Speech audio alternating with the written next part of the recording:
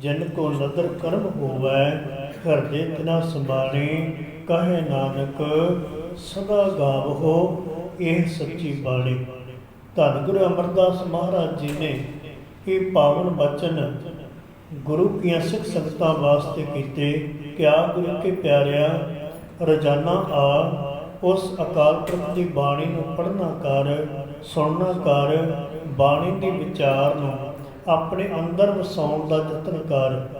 ਸਦਾ ਵਾਸਤੇ ਕਹੇ ਨਾਨਕ ਸਦਾ ਗਾਵੋ, ਸਦਾ ਵਾਸਤੇ ਸਦੀਵੀ ਕਾਲ ਵਾਸਤੇ ਇਹ ਪਾਵਨ ਬਾਣੀ ਦੇ ਨਾਲ ਜੁੜ ਕੇ ਗੁਰੂ ਕੇ ਸਿੱਖ ਨੇ ਰਹਿਣਾ ਹੈ। ਇਹ ਸਤਿਗੁਰ ਦਾ ਹੁਕਮ ਹੈ। ਪਿਆਰਿਓ, ਵੱਡਿਆਂ ਭਾਗਾਂ ਦੇ ਨਾਲ ਸਤਿਗੁਰ ਦੇ ਦਰਸ਼ਨ ਦਿਦਾਰਿਆਂ ਦੀ ਬਖਸ਼ਿਸ਼ ਹੁੰਦੀ ਹੈ।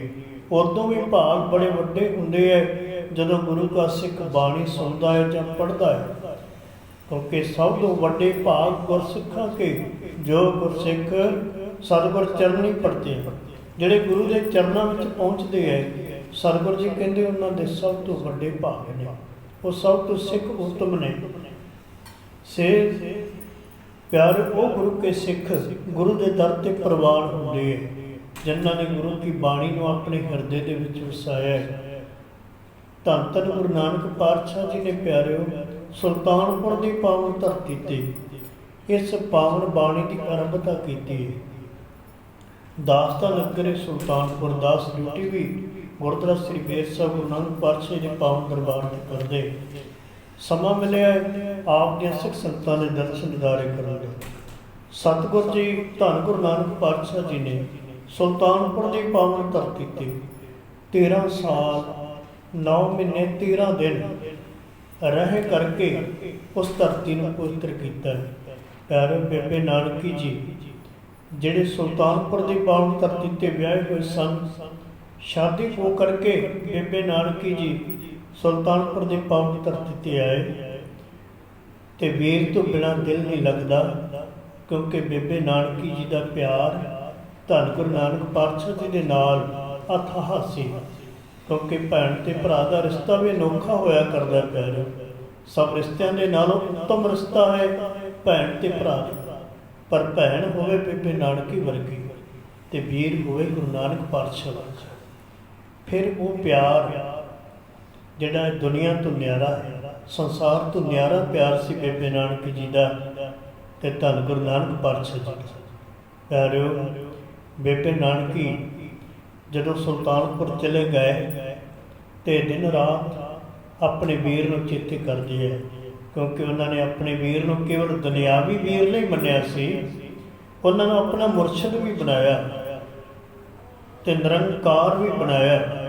ਸਭ ਤੋਂ ਪਹਿਲੇ ਸਿੱਖ ਬੇਬੇ ਨਾਨਕੀ ਜੀ ਹੋਇਆ ਧੰਨ ਗੁਰੂ ਨਾਨਕ ਪਾਤਸ਼ਾਹ ਜੀ। ਉਸ ਤੋਂ ਪਹਿਲਾਂ ਭਾਵੇਂ ਦੌਲਤਾਂ ਦਾਈ ਨੇ ਦਰਸ਼ਨ ਕੀਤੇ ਅਵਤਾਰ ਦੇ ਸਮੇਂ, ਭਾਵੇਂ ਦੌਲਤਾਂ ਦਾਈ ਨੇ ਇਹ ਬਚਨ ਮਹਿਤਾ ਜੀ ਨੂੰ ਕਹੇ ਸਨ ਕਿ ਮਹਿਤਾ ਜੀ, ਜਦੋਂ ਤੁਹਾਡੇ ਘਰ ਦੇ ਵਿੱਚ ਪੁੱਤਰ ਜਨਮ ਲਵੇਗਾ, ਅਕਾਲ ਪੁਰਖ ਕਿਰਪਾ ਕਰੇਗਾ ਅਤੇ ਮੈਂ ਇੱਕ ਗਰੀਬ ਹਾਂ, ਭਾਵੇਂ ਮੇਰਾ ਨਾਂ ਦੌਲਤਾਂ ਹੈ ਪਰ ਮੈਂ ਘਰ ਦੇ ਵਿੱਚ ਗਰੀਬ ਹਾਂ, ਮੇਰੇ ਕੋਲ ਧਨ ਨਹੀਂ ਹੈ। ਤੁਸੀਂ ਇਸ ਖੁਸ਼ੀ ਦੇ ਵਿੱਚ ਮੈਨੂੰ ਬੇਅੰਤ ਧਨ ਦੇਣਾ ਅਤੇ ਮੇਰਾ ਗਰੀਬਣੀ ਦਾ ਤਨ ਨਿਰਵਾਹ ਹੋ ਜਾਵੇਗਾ। ਅਤੇ ਜਦੋਂ ਗੁਰੂ ਨਾਨਕ ਪਾਤਸ਼ਾਹ ਜੀ ਦਾ ਅਵਤਾਰ ਹੋਇਆ ਨਾ, ਦੌਲਤਾਂ ਨੇ ਦਰਸ਼ਨ ਕੀਤੇ। ਪਿਆਰਿਓ, ਫਿਰ ਉਹਦੀ ਸਾਰੀਆਂ ਭੁੱਖਾਂ ਦੂਰ ਹੋ ਗਈਆਂ। ਉਹਦੇ ਵਿੱਚ ਕੋਈ ਕੰਗਾਲੀ ਵਾਲੀ ਗੱਲ ਨਹੀਂ ਰਹੀ। ਸਤਿਗੁਰ ਦੇ ਦਰਸ਼ਨ ਦਿਦਾਰੇ ਕਰਕੇ ਉਹਦਾ ਮਨ ਜਿਹੜਾ ਸੀ ਤ੍ਰਿਪਤ ਹੋ ਗਿਆ। ਉਹ ਸੱਚਮੁੱਚ ਨਾਂ ਦੀ ਦੌਲਤਾਂ ਨਹੀਂ ਸੀ, ਅੱਜ ਦੌਲਤਾਂ ਦੀ ਮਾਲਕ ਬਣ ਗਈ। ਉਹਦੇ ਉੱਤੇ ਗੁਰੂ ਨਾਨਕ ਪਾਤਸ਼ਾਹ ਜੀ ਨੇ ਕਿਰਪਾ ਕਰ ਦਿੱਤੀ। ਪਿਆਰੇ, ਅਵਤਾਰ ਹੁੰਦਿਆਂ ਸਾਰ ਜਦੋਂ ਦਰਸ਼ਨ ਕੀਤੇ, ਜਦੋਂ ਸਤਿਗੁਰ ਜੀ ਨੂੰ ਸਪਰਸ਼ ਕੀਤਾ ਅਤੇ ਪਿਆਰੇ ਦੌਲਤਾਂ ਦੀਆਂ ਸਾਰੀਆਂ ਭੁੱਖਾਂ ਮਿਟ ਗਈਆਂ। ਪਹਿਲੀ ਔਰਤ ਦੌਲਤਾਂ ਜਿਸ ਨੇ ਸਤਿਗੁਰ ਦੇ ਦਰਸ਼ਨ ਕੀਤੇ। ਦੂਸਰੇ ਬੇਬੇ ਨਾਨਕੀ ਜੀ ਜਿਨ੍ਹਾਂ ਨੇ ਸਤਿਗੁਰ ਦੇ ਦਰਸ਼ਨ ਦਿਦਾਰੇ ਕੀਤੇ ਅਤੇ ਸਤਿਗੁਰ ਜੀ ਨੂੰ ਲੋਰੀਆਂ ਦੇ ਕੇ ਖਿਡਾਇਆ, ਬੜਾ ਪਿਆਰ ਕੀਤਾ ਧੰਨ ਧੰਨ ਬੇਬੇ ਨਾਨਕੀ ਜੀ ਨੇ। ਪਿਆਰਿਓ, ਸ਼ਾਦੀ ਤੋਂ ਬਾਅਦ ਉਹ ਦਿਨ ਚੇਤੇ ਆਉਂਦੇ ਹੈ ਬਚਪਨ ਦੇ, ਜਦੋਂ ਸਤਿਗੁਰ ਜੀ ਦੇ ਨਾਲ ਉਹਦੇ ਬਤੀਤ ਹੋਏ ਦਿਨ ਉਹ ਵਾਰ-ਵਾਰ ਚੇਤੇ ਆਉਂਦੇ ਆ ਅਤੇ ਬੇਬੇ ਜੀ ਦਾ ਜੀਅ ਨਹੀਂ ਲੱਗਦਾ। ਸੋਚਦੇ ਰਹਿੰਦੇ ਹੈ ਕਿ ਕਿਸੇ ਢੰਗ ਦੇ ਨਾਲ ਮੇਰੇ ਵੀਰ ਜੀ, ਮੇਰੇ ਮੁਰਸ਼ਿਦ ਸੁਲਤਾਨਪੁਰ ਦੀ ਧਰਤੀ 'ਤੇ ਆ ਜਾਣ। ਇੱਧਰ ਰਾਏ ਭੋਏ ਦੀ ਤਲਵੰਡੀ ਧੰਨ ਗੁਰੂ ਨਾਨਕ ਪਾਤਸ਼ਾਹ ਜੀ ਬੇਅੰਤ ਚੋਜ ਕਰਦੇ ਹੈ। ਸੱਚਾ ਸੌਦਾ ਵੀ ਕਰਨ ਗਏ। ਜਦੋਂ ਸਾਧੂਆਂ ਨੂੰ ਭੋਜਨ ਛਕਾ ਕੇ ਆ ਗਏ ਤੇ ਮਹਿਤਾ ਜੀ ਗੁੱਸੇ ਹੋਏ। ਉਸ ਸਮੇਂ ਬੇਬੇ ਜੀ ਰਾਏ ਭੋਏ ਦੀ ਤਲਵੰਡੀ ਗਏ ਹੋਏ ਸਨ ਪੇਕੇ ਘਰ ਦੇ ਵਿੱਚ। ਜਦੋਂ ਗੁੱਸੇ ਹੋਏ, ਮਨ ਨੇ ਇਹ ਨਹੀਂ ਚੱਲਿਆ ਕਿ ਮੇਰੇ ਵੀਰ ਨੂੰ ਪਿਤਾ ਜੀ ਕਿਉਂ ਗੁੱਸੇ ਹੋ ਰਹੇ। ਕਹਿ ਦਿੱਤਾ, ਪਿਤਾ ਜੀ ਕਿਉਂ ਗੁੱਸੇ ਹੋ ਰਹੇ ਹੋ, ਮੈਂ ਵੀਰ ਨੂੰ ਆਪਣੇ ਕੋਲ ਲੈ ਜਾਵਾਂਗੀ। ਮਹਿਤਾ ਜੀ ਨੇ ਕਹਿ ਦਿੱਤਾ, ਨਾਨਕੀ ਆਪਣੇ ਵੀਰ ਨੂੰ ਤੂੰ ਲੈ ਜਾ। ਪਿਆਰਿਓ, ਬੇਬੇ ਜੀ ਨੂੰ ਇਹ ਸਮਾਂ ਮਿਲ ਗਿਆ, ਕਿਉਂਕਿ ਬੇਬੇ ਜੀ ਅੰਦਰੋਂ ਚਾਹੁੰਦੇ ਸਨ ਕਿ ਮੇਰਾ ਵੀਰ ਮੇਰੇ ਕੋਲ ਸੁਲਤਾਨਪੁਰ ਆ ਜਾਵੇ। ਦੂਸਰਾ ਪੱਖ ਪਿਆਰਿਓ, ਸੁਲਤਾਨਪੁਰ ਦੀ ਪਾਵਨ ਧਰਤੀ ਤੇ ਜਿਹੜਾ ਬੜਾ ਵੱਡਾ ਪੁਰਾਤਨ ਸ਼ਹਿਰ ਹੈ ਸੁਲਤਾਨਪੁਰ, ਉਸ ਸਮੇਂ ਜਿਹੜੀਆਂ 4 ਮੰਡੀਆਂ ਨੇ, ਹਰ ਤਰ੍ਹਾਂ ਦਾ ਵਪਾਰ ਸੁਲਤਾਨਪੁਰ ਦੀ ਧਰਤੀ ਤੇ ਹੋਇਆ ਕਰਦਾ ਸੀ। ਹਰ ਤਰ੍ਹਾਂ ਦੀ ਵਿੱਦਿਆ ਸੁਲਤਾਨਪੁਰ ਪੜ੍ਹਾਈ ਜਾਂਦੀ ਸੀ। ਇੱਥੋਂ ਤੱਕ ਕਿ ਤਾਰਾ ਆਜ਼ਮ ਔਰੰਗਜ਼ੇਬ ਦਾ ਪੁੱਤਰ ਉਹ ਸੁਲਤਾਨਪੁਰ ਦੀ ਧਰਤੀ ਤੇ ਸਨਾਤਨ ਵਿਦਿਆਲਿਆ ਦੇ ਵਿੱਚ ਪੜ੍ਹਿਆ ਸੀ। ਅੱਜ ਵੀ ਉਹ ਤੁਸੀਂ ਕਿਤੇ ਸੁਲਤਾਨਪੁਰ ਜਾਓ, ਦਰਸ਼ਨ ਕਰੋ, ਉਹ ਵਿਦਿਆਲਿਆ ਅੱਜ ਵੀ ਮੌਜੂਦ ਹੈ। ਭਾਵੇਂ ਉਹਨੂੰ ਤਬਦੀਲ ਕਰਕੇ ਮੰਦਿਰ ਦਾ ਰੂਪ ਦੇ ਦਿੱਤਾ, ਪਰ ਉਹ ਵਿਦਿਆਲਿਆ ਅੱਜ ਵੀ ਮੌਜੂਦ ਹੈ, ਜਿੱਥੇ ਬੜੇ ਬੜੇ ਦੁਨੀਆ ਦੇ ਫਿਲਾਸਫਰ ਤੇ ਬੜੇ ਬੜੇ ਲੋਕ ਪੜ੍ਹ ਕੇ ਉੱਚ ਵਿੱਦਿਆ ਪ੍ਰਾਪਤ ਕਰਦੇ ਸਨ। ਸੁਲਤਾਨਪੁਰ ਬਹੁਤ ਵੱਡਾ ਪੁਰਾਤਨ ਸ਼ਹਿਰ ਸੀ। ਉਸ ਸ਼ਹਿਰ ਦੇ ਵਿੱਚ ਬੇਈਮਾਨੀ ਬਹੁਤ ਸੀ। ਉਸ ਸ਼ਹਿਰ ਦੇ ਵਿੱਚ ਲੁੱਟ ਤੇ ਖਸੁੱਟ ਬਹੁਤ ਸੀ। ਮੇਰੇ ਬਾਬੇ ਨੇ ਵੀ ਇੱਕ ਬਹਾਨਾ ਬਣਾਇਆ, ਕਿਉਂਕਿ ਉਹ ਧਰਤੀ ਦੇ ਉੱਤੋਂ ਐਸੇ ਲੋਕਾਂ ਨੂੰ ਸਬਕ ਦੇਣ ਵਾਸਤੇ ਆਏ ਸਨ ਜਿਹੜੇ ਲੁੱਟ ਖਸੁੱਟ ਕਰਦੇ ਸਨ, ਜਿਹੜੇ ਗਰੀਬਾਂ ਦਾ ਗਲ ਘੁੱਟਦੇ ਸਨ। ਉਹਨਾਂ ਨੂੰ ਸੱਚ ਵਿਖਾਉਣ ਵਾਸਤੇ ਮੇਰਾ ਬਾਬਾ ਜਗਤ ਗੁਰੂ ਧੰਨ ਗੁਰੂ ਨਾਨਕ ਪਾਤਸ਼ਾਹ ਜੀ ਧਰਤੀ ਤੇ ਆਏ ਸਨ। ਪਿਆਰਿਓ, ਇਹ ਸਾਰਾ ਕੁਝ ਮੇਰਾ ਬਾਬਾ ਵੀ ਤੱਕ ਰਿਹਾ ਸੀ। ਇਸ ਬਹਾਨੇ ਦੇ ਦੁਆਰਾ ਸੱਚੇ ਪਾਤਸ਼ਾਹ ਜੀ ਸੁਲਤਾਨਪੁਰ ਦੀ ਪਾਵਨ ਧਰਤੀ ਤੇ ਗਏ। ਬੇਬੇ ਨਾਨਕੀ ਜੀ ਦੇ ਪਤੀ ਜੀ ਭਾਈਆ ਜੈ ਰਾਮ ਜੀ, ਜੋ ਦੌਲਤ ਖਾਂ ਲੋਧੀ ਜੀ, ਜਿਹੜਾ ਉਸ ਸਮੇਂ ਸੁਲਤਾਨਪੁਰ ਦਾ ਹੁਕਮਰਾਨ ਹੈ, ਉਹਦੀ ਨੌਕਰੀ ਕਰਦੇ। ਭਾਈਆ ਜੀ ਨੇ ਧੰਨ ਗੁਰੂ ਨਾਨਕ ਪਾਤਸ਼ਾਹ ਜੀ ਨੂੰ ਇੱਕ ਹੱਟ ਦੇ ਸਰਕਾਰੀ ਹੱਟ ਦੇ ਉੱਤੇ ਮੋਦੀ ਲਵਾਇਆ ਦੌਲਤ ਖਾਂ ਦੀ ਰਹਿਨੁਮਾਈ ਦੇ ਵਿੱਚ।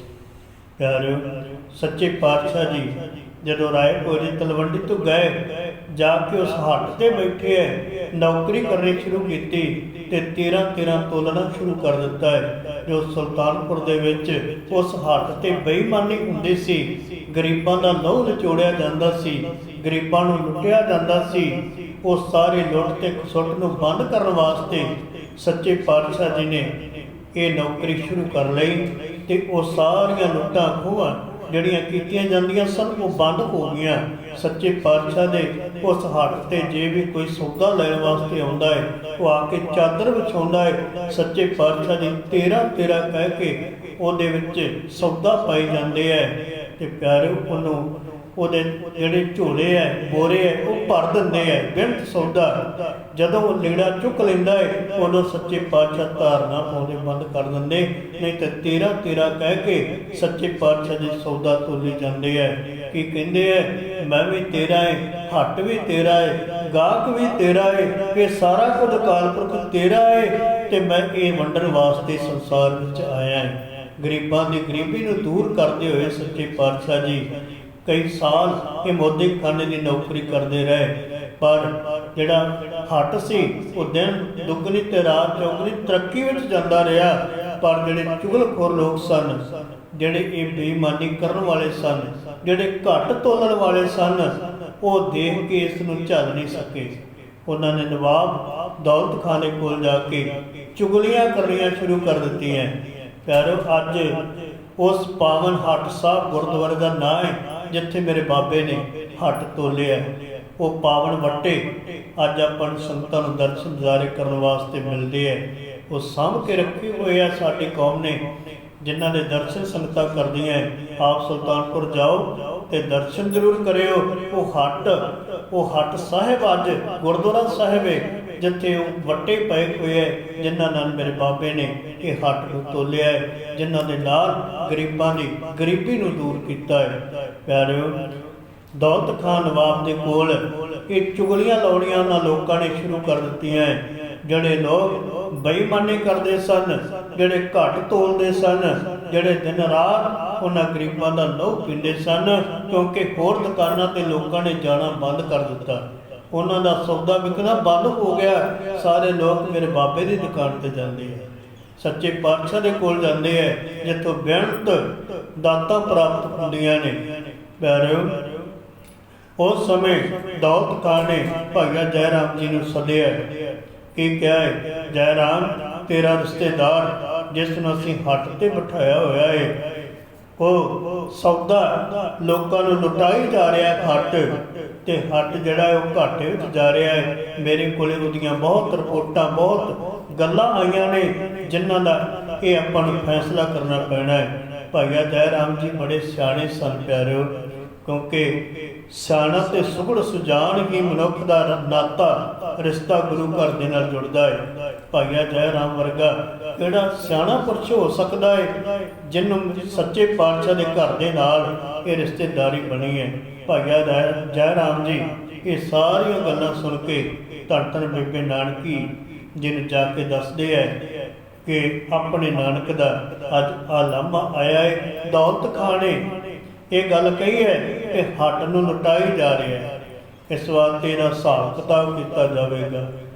ਬੇਬੇ ਨਾਨਕੀ ਜੀ ਜਿਹੜੇ ਸੱਚੇ ਪਾਤਸ਼ਾਹ ਜੀ ਨੂੰ ਨਿਰੰਕਾਰ ਮੰਨਦੇ ਹੈ, ਆਪਣਾ ਮੁਰਸ਼ਿਦ ਮੰਨਦੇ ਹੈ, ਕਹਿਣ ਲੱਗੀ ਪਤੀ ਜੀ ਇਹ ਹੋ ਨਹੀਂ ਸਕਦਾ ਕਿ ਜਿਸ ਹੱਟ 'ਤੇ ਮੇਰਾ ਵੀਰ ਬੈਠਾ ਹੋਵੇ ਉਹ ਹੱਟ ਦੇ ਉੱਤੇ ਕਿਤੇ ਘਾਟਾ ਪੈ ਜਾਵੇ।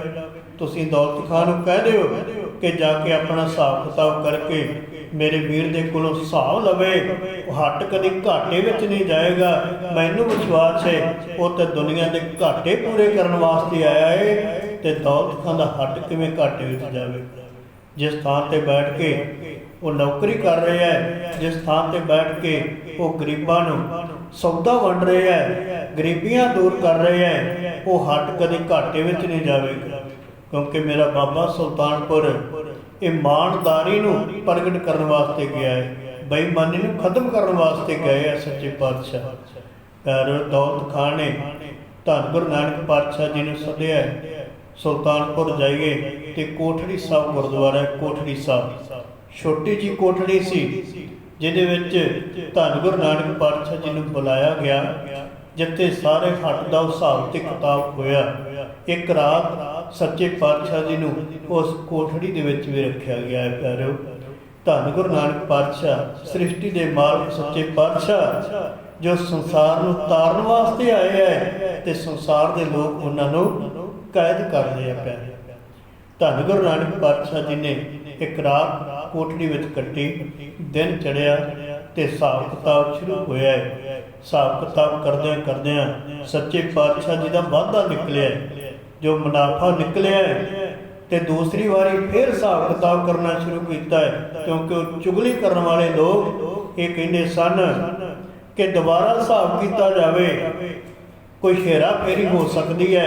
ਕਿਉਂਕਿ ਭਾਈਆ ਜੈ ਰਾਮ ਜੀ ਦੌਲਤ ਖਾਂ ਦੇ ਖਾਸ ਮੁਲਾਜ਼ਮ ਸਨ, ਜਿਹੜੇ ਸਾਰੇ ਇਲਾਕੇ ਤੋਂ ਮਾਮਲਾ ਇਕੱਠਾ ਕਰਕੇ, ਕਰ ਇਕੱਠਾ ਕਰਕੇ ਸਰਕਾਰੀ ਖਜ਼ਾਨੇ ਦੇ ਵਿੱਚ ਜਮ੍ਹਾਂ ਕਰਾਉਂਦੇ ਸਨ।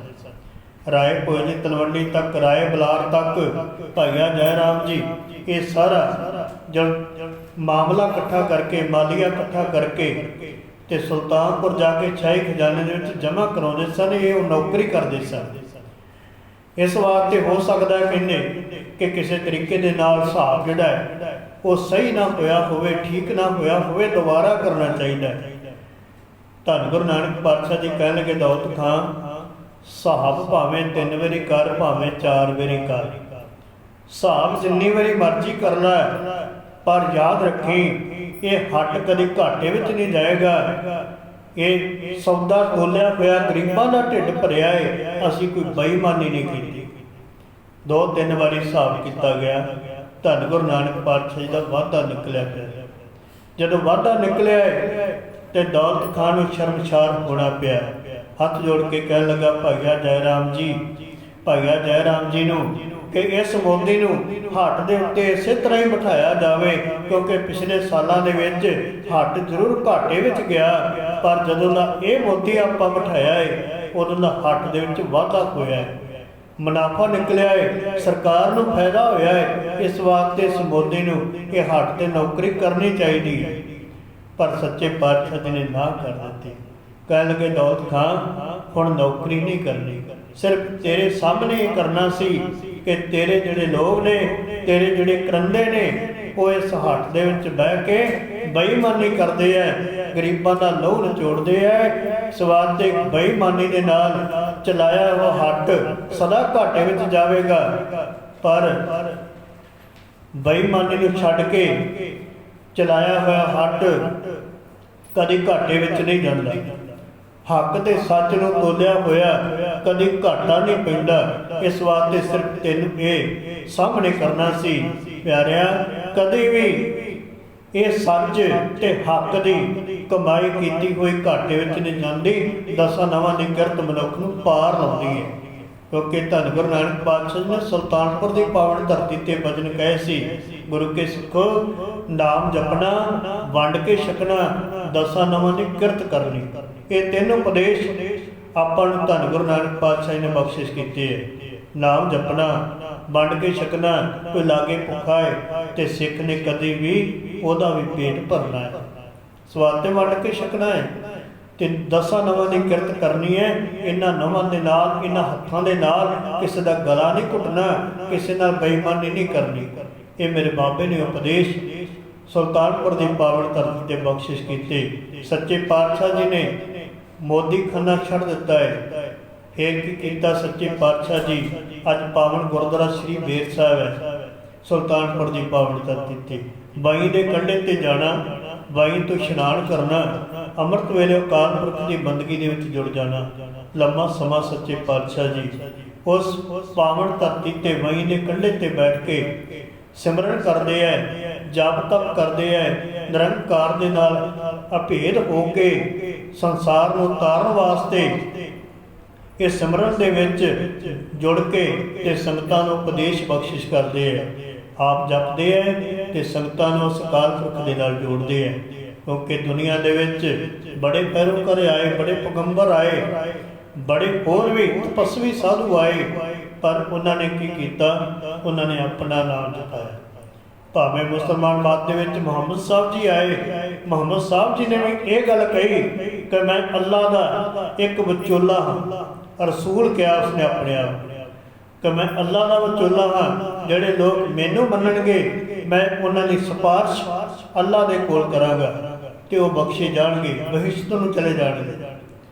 जेकर ईसा जी आए इस धरती के उत्ते, वो भी प्रभु के पुत्र बन के उन्होंने ये गल कही कि जिन्ने दुनिया के लोग ने ये सारे मेरे भेडां ते बकरियां ने, मैं इन्हां दा जाली है, केवल मेरा संबंध प्रभु के नाल। स्वाते इन्हां लोकां ने उन्होंने प्रभु जस्सू कह के पुकारे। पर धन गुरु नानक पातशाह जी जिन्हां ने वचन कहे कि मैं केवल अकाल पुरख का स्नेहा लैके आया है ते अकाल पुरख की बंदगी दे विच जुड़ना है, अपने नाल नहीं जोड़िया, अकाल पुरख दे नाल जोड़िया, एक दे नाल जोड़िया, दूजे नाल नहीं जोड़े। सच्चे पातशाह जी उस वाई कंढी ते इशनान करते हैं, इशनान करके उस अकाल पुरख दे नाल जुड़ते हैं। एक दिन इहो जिहा समां वापरिया प्यारिओ, भाई भगीरथ जी मलसीआं तो चल के तकरीबन सुल्तानपुर तो 13-14 किलोमीटर की दूरी ते नगर है मलसीआं। उस थान के रहने वाले भाई भगीरथ जी जिहड़े सतगुर वास्ते, जिहड़े सतगुर दे सेवक बने, उपदेश लिया ते सेवा लई कि सच्चे पातशाह रोजाना तुहाडे वास्ते मैं दातन लैके सुल्तानपुर पहुंचा करांगा। पुराने जमाने प्यारे अज तो कुछ समा पहला किक्कर की दातन करके आपां हुण ते बुरश आ गए, पेस्टां आ गईयां, पर पहला किक्कर की दातन हर मनुख वरतदा सी। वो समा बदल गया। सच्चे पातशाह वास्ते किक्कर की दातन लैके भाई भगीरथ जी रोजाना सुल्तानपुर पहुँचते हैं। एक दिन की होया, तुरे आ मलसीआं तो रस्ते दे विच नेरी ते मींह आया, किक्कर की दातन नहीं मिली। लभद्या एक बेरी की दातन बनाई है, बेरी की दातन लैके सच्चे पातशाह के चरणों में पहुँचे है। उधर सच्चे पातशाह डीकते पे है, भाई भगीरथ जी अज लेट हो गए हैं। जदों दातन लैके पहुँचे है, सच्चे पातशाह जी कह लगे भगीरथ बड़ा समा लाता, सच्चे पातशाह मीह ते नेरी आ गया, किक्कर दी दातल नसीब नहीं होई, तुहाडे वास्ते अज बेरी दी दातल लैके आया है, सच्चे पातशाह सेवा प्रवान करियो। सच्चे पातशाह जी ने वो दातल नूं पकड़िया है, दातल नूं वरतिया है, दातल नूं वरत के उस जगह दे उत्ते गढ़ दिता, ला दिता, कह दिता भाई भगीरथ ये तेरी निशानी जुगां तक रहेगी, ये केवल बेरी दी दातल नहीं, ये बेर बन के उगेगी। प्यारो अज उस बेर दे आपां दर्शन करते हैं गुरुद्वारा श्री बेर साहिब, अज भी वो मौजूद है, तुसीं जाओ ते दर्शन करो। सच्चे पातशाह की बेरी अज भी हरी भरी खड़ी हुई है, जिहड़े सतगुर ने अपने पवित्र हत्थां दे नाल उस बेरी नूं लाया है। यार सच्चे पातशाह जी ने उस निशानी भाई भगीरथ दी अज भी संगतां दर्शन दिदारे करदियां ने। समा अपनी चाले चलिया है, सच्चे पातशाह जी ने बेर साहब बैठदियां नितनेम करदियां सिमरन करदियां ये समा लगा रहे है। सच्चे पातशाह ने एक दिन वही नदी जिहड़ी बिल्कुल बेर साहब दे नाल वगदी पई है, प्यारिओ उस वही नदी दे विच चुप्पी लाई है। 3 दिन बाद प्यारे सुल्तानपुर तो बाहर शहर तो उत्थे भी गुरुद्वारा साहिब बनया संत घाट साहिब, उत्थे सतगुरु जी प्रगट होंदे आ 3 दिन बाद। ते प्यारे प्रगट वहीं तो बाहर आके एक शमशान घाट दे विच बैठ जांदे है। इधर सुल्तानपुर दे विच सच्चे पातशाह जी ने जदों चुप्पी लाई ते रौला पै गया, बड़ियां गल्लां बातां लोकां ने कीतियां कि गुरु नानक पातशाह इस वही नदी दे विच डुब गए है, पता नहीं उन्होंने कोई चीज़ ने खा लिया है या कित्थे चले गए, कोई समझ नहीं आती। क्योंकि रोजाना सच्चे पातशाह इशनान करते सन, उस दिन इशनान करनगे वापस नहीं आए, तीसरे दिन वापस आए है। क्योंकि भाई साहब भाई गुरदास जी लिखते हैं, बाबा पैंदा सचखंड नौनद नाम गरीबी पाई, बाबा वेखे ध्यान धर सब पृथ्वी जल दी नदरी आई। जदों सच्चे पातशाह जी ने ध्यान ला के तकिया कि धरती के उत्ते बहुत ज़्यादा पाप हो रहा है, जगत जलंदा रख लै अपनी कृपा तहार, जित द्वारे उभरे तिते लिहो वार, जगत जलंदे नूं उठारन वास्ते सच्चे पातशाह जी वही नदी द्वारा सचखंड पहुँचे है। भाई साहब भाई गुरदास जी कहते नामनिद नाम गरीबी पाई, सच्चे पातशाह जी सचखंड दे विचों वो पावर लैके आए, वो ताकत लैके आए जिन्हों अज आपां पढ़ते हैं, जिन्हों आपां मूल मंत्र साहिब कहने हैं। प्यारे मूल मंत्र सतगुरु जी ने तीसरे दिन वाही दे विचों बाहर आके उच्चारण किया है। ते सुल्तानपुर दे विच इन्ना रौला पै गया है कि सच्चे पातशाह ते डुब गए। बेबे नानकी जी नूं जाके कहन लगे, सत्कार जो माता सुलखनी जी है उन्हां नूं कहन लगे है कि गुरु नानक पातशाह इस संसार विच नहीं ਹਨ, वो तो डुब गए है। पर धन धन बेबे नानकी जी नूं नमस्कार है। प्यारिओ बेबे नानकी वर्गी और संसार विच दोबारा नहीं मिलेगी। किते जीवन पढ़ो बेबे नानकी का, ज्ञान हो जाएगा कि गुरु नानक पातशाह जी नूं मनण दा ढंग ते गुरु नानक पातशाह जी ते विश्वास करन दा जिहड़ा ढंग है वो बेबे नानकी नूं सिखना चाहिए। बेबे नानकी जी कहन लगे, भलिओ लोको मेरा वीर दुनिया नूं तारन वाला है, उन्हों दुनिया की कोई चीज़ संसार की कोई ताकत उसनूं डोब नहीं सकती, उहदे डुब्बिया नूं तारन वास्ते संसार विच आए नहीं मन्नी एक गल। भावें माता सुलखनी जी उन्होंने विचार की, जाके कहन लगे बेबे जी नूं कि सानू जापदा है, लोग तरह तरह दी गल्लां करदे है, पर बेबे जी कहन लगे कि तुसी विश्वास रखो धन गुरु नानक पातशाह ते, तुसी तां भागां वाले हो, तुहाडे पति ने, तुसी सेवा करदे हो, पर यकीन रखियो विश्वास रखियो गुरु नानक पातशाह किते नहीं गए, मेरा वीर वापस आवेगा, इन्हां दुनिया का सारा भुलेखा दूर कर देवेगा। सच्चे पातशाह जी प्यारे वापस आए। ये सारे गल्लां दा जवाब गुरु नानक पातशाह जी ने प्रगट होकर दिता है सुल्तानपुर के लोगों को। सच्चे पातशाह जी ने बाई तो बाहर आके एक नारा लाया, ना हिंदू ना मुसलमान, अल्लाह राम के पिंड प्राण। जदों ये गल सुनी है काजी ने यह गल सुनिया है कि धन गुरु नानक पातशाह जी बई तो बाहर आए तो उन्होंने एक अनोखा ही नारा दिता है कि ना असी हिंदू हाँ ना मुसलमान, ਕਾਜੀ ਕਹਿਣ ਲੱਗਾ ਫਿਰ ਤੁਸੀਂ ਹੈ ਕੌਣ? ਸੱਚੇ ਪਾਤਸ਼ਾਹ ਕਹਿਣ ਲੱਗੇ ਅਸੀਂ ਅਕਾਲ ਪੁਰਖ ਦੇ ਭੇਜੇ ਹੋਏ ਇਸ ਦੁਨੀਆ ਦੇ ਜਿਹੜੇ ਲੋਕ ਵਾਅਦੇ ਪੈ ਕਰਦੇ ਐ ਉਹਨਾਂ ਨੂੰ ਸਿੱਧਾ ਰਸਤਾ ਵਿਖਾਉਣ ਵਾਸਤੇ ਆਏ ਐ। ਅਕਾਲ ਪੁਰਖ ਦੇ ਨਾਲ ਇਸ ਦੁਨੀਆ ਨੂੰ ਜੋੜਨ ਵਾਸਤੇ ਆਏ ਐ, ਦੁਨੀਆ ਨੂੰ ਸੱਚ ਵਿਖਾਉਣ ਵਾਸਤੇ ਆਏ ਐ। ਕਿਉਂਕਿ ਝੂਠ ਦਾ ਬੋਲਬਾਲਾ ਹੋ ਚੁੱਕਿਆ ਸੀ, ਪਾਪ ਬਹੁਤ ਵਧਿਆ ਹੋਇਆ ਸੀ ਧਰਤੀ ਤੇ, ਜਿਹਨੂੰ ਸੱਚੇ ਪਾਤਸ਼ਾਹ ਜੀ ਇਹ ਲੋਕਾਂ ਨੂੰ ਸੰਤੁਸ਼ਟੀ ਕਰਾਉਣ ਵਾਸਤੇ, ਪਾਪਾਂ ਤੋਂ ਨਿਵਰਤੀ ਕਰਾਉਣ ਵਾਸਤੇ ਪਿਆਰੋ ਧਰਤੀ ਤੇ ਆਏ। ਸੱਚੇ ਪਾਤਸ਼ਾਹ ਜੀ ਨੇ ਜਦੋਂ ਇਹ ਬਚਨ ਕਹੇ ਤੇ ਕਾਜੀ ਕਹਿਣ ਲੱਗਾ ਕਿ ਤੁਹਾਡਾ ਪਿਆਰ ਕਿਹਦੇ ਨਾਲ? ਕਹਿਣ ਲੱਗੇ ਸਾਨੂੰ ਸਾਰੇ ਪਿਆਰੇ। ਜੇ ਕੋਈ ਅੱਲਾ ਨੂੰ ਮੰਨਦਾ ਹੈ ਸਾਨੂੰ ਉਹ ਵੀ ਚੰਗਾ ਲੱਗਦਾ ਹੈ, ਜੇ ਕੋਈ ਰਾਮ ਨੂੰ ਮੰਨਦਾ ਹੈ ਸਾਨੂੰ ਉਹ ਵੀ ਚੰਗਾ ਲੱਗਦਾ ਹੈ। ਧਰਮ ਕੋਈ ਮਾੜਾ ਨਹੀਂ, ਧਰਮ ਸਾਰੇ ਸਤਿਕਾਰਯੋਗ ਨੇ, ਪਰ ਧਰਮ ਦੇ ਵਿੱਚ ਧਰਮੀ ਹੋਣਾ ਬੜਾ ਜ਼ਰੂਰੀ ਹੈ। ਧਰਮ ਮਾੜਾ ਨਹੀਂ, ਜਿਹੜਾ ਧਰਮ ਕਿਸੇ ਨੂੰ ਪ੍ਰਾਪਤ ਹੋਇਆ ਉਹਦੇ ਵਿੱਚ ਧਰਮੀ ਬਣਨਾ ਬਹੁਤ ਜ਼ਰੂਰੀ ਹੈ। ਧਰਮੀ ਬਣਾਂਗੇ ਤੇ ਆਪਣਾ ਧਰਮ ਪਿਆਰਾ। ਸੱਚੇ ਪਾਤਸ਼ਾਹ ਜੀ ਨੇ ਜਦੋਂ ਇਹ ਬਚਨ ਕਹੇ ਤੇ ਕਾਜੀ ਕਹਿਣ ਲੱਗਾ ਸਾਡੇ ਨਾਲ ਚੱਲੋ, ਫਿਰ ਮਸਜਿਦ ਦੇ ਵਿੱਚ ਜਾ ਕੇ ਸਾਡੇ ਨਾਲ ਨਮਾਜ਼ ਪੜ੍ਹੋ ਤਾਂ ਅਸੀਂ ਮੰਨਾਂਗੇ ਕਿ ਤੁਸੀਂ ਸਾਨੂੰ ਪਿਆਰ ਕਰਦੇ ਹੋ। ਸੱਚੇ ਪਾਤਸ਼ਾਹ ਜੀ ਕਹਿਣ ਲੱਗੇ ਭਾਈ ਅਸੀਂ ਤੇ ਮਨੁੱਖਤਾ ਨੂੰ ਪਿਆਰ ਕਰਨ ਵਾਸਤੇ ਆਏ ਤੇ ਪਿਆਰ ਕਰਨ ਦਾ ਢੰਗ ਵੀ ਦੱਸਦੇ ਆ। ਸੱਚੇ ਪਾਤਸ਼ਾਹ ਜੀ ਕਹਿਣ ਲੱਗੇ ਤੁਹਾਡੇ ਨਾਲ ਚੱਲਾਂਗੇ, ਮਸਜਿਦ ਵਿੱਚ ਜਾਵਾਂਗੇ, ਨਮਾਜ਼ ਪੜਾਂਗੇ, ਪਰ ਜੇ ਤੁਸੀਂ ਸਾਡੇ ਨਾਲ ਨਮਾਜ਼ ਪੜ੍ਹੋਗੇ। ਕਾਜੀ ਕਹਿਣ ਲੱਗਾ ਹਾਂ ਅਸੀਂ ਨਮਾਜ਼ ਪੜਾਂਗੇ, ਤੈਨੂੰ ਸਾਡੇ ਨਾਲ ਨਮਾਜ਼ ਪੜ੍ਹਨੀ ਪਵੇਗੀ। ਇਹ ਗੱਲ ਦੌਲਤ ਖਾਂ ਨੂੰ ਜਾ ਕੇ ਦੱਸੀ ਗਈ। ਦੌਲਤ ਖਾਂ ਵੀ ਆਇਆ ਹੈ। ਦੌਲਤ ਖਾਂ ਕਹਿਣ ਲੱਗਾ ਨਾਨਕ ਜੇਕਰ ਤੂੰ ਸਾਡੇ ਨਾਲ ਪਿਆਰ ਕਰਦਾ ਹੈ ਤੇ ਫਿਰ ਤੈਨੂੰ ਨਮਾਜ਼ ਪੜ੍ਹਨੀ ਚਾਹੀਦੀ ਹੈ, ਚੱਲ ਸਾਡੇ ਨਾਲ ਮਸਜਿਦ ਦੇ ਵਿੱਚ। ਦੌਲਤ ਖਾਂ ਵੀ ਮਸਜਿਦ ਵਿੱਚ ਗਿਆ ਹੈ, ਕਾਜੀ ਵੀ ਗਿਆ ਹੈ, ਹੋਰ ਲੋਕ ਵੀ ਜਿਹੜੇ ਨਮਾਜ਼ੀ ਸਨ ਉਹ ਸਾਰੇ ਮਸਜਿਦ ਦੇ ਵਿੱਚ ਇਕੱਠੇ ਹੋਏ ਹੈ। ਕਿਉਂਕਿ ਉਸ ਦਿਨ ਜੁਮਾ ਸੀ, ਇਕੱਠ ਸੀ ਮਸਜਿਦ ਦੇ ਵਿੱਚ, ਪਰ ਇਹਨਾਂ ਲੋਕਾਂ ਦੀ ਨੀਤ ਖੋਟੀ ਸੀ ਕਾਜੀ ਤੇ ਦੌਲਤ ਖਾਂ ਦੀ ਉਸ ਸਮੇਂ। ਕਿਉਂਕਿ ਕਹਿਣ ਲੱਗੇ ਜੇਕਰ ਨਾਨਕ ਸਾਡੇ ਨਾਲ ਮਸਜਿਦ ਵਿੱਚ ਨਮਾਜ਼ ਪੜ੍ਹੇਗਾ ਤੇ ਅਸੀਂ ਕਹਿ ਦੇਵਾਂਗੇ ਕਿ ਗੁਰੂ ਨਾਨਕ ਸਾਹਿਬ ਸੱਚੇ ਪਾਤਸ਼ਾਹ ਜੀ ਮੁਸਲਮਾਨ ਹੋ ਗਏ, ਸਾਡਾ ਮੁਰਸ਼ਿਦ ਹੈ, ਸਾਡਾ ਪੀਰ ਹੈ।